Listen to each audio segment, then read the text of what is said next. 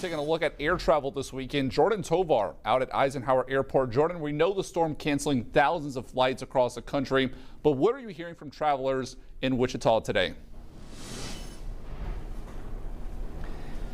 Yeah, Dylan, I mean, most of the time that I've been in the airport, it's actually just been dead. And I mean, I'll step out of frame here. You don't see any luggage coming through except for this flight that just arrived about 15 minutes or so ago.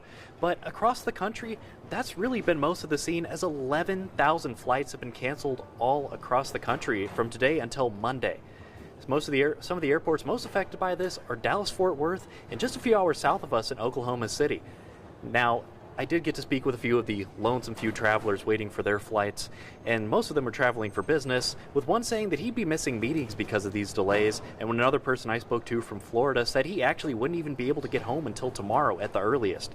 Another thing to note with that is that Southwest Airlines have canceled all flights in and out of Wichita until tomorrow at noon.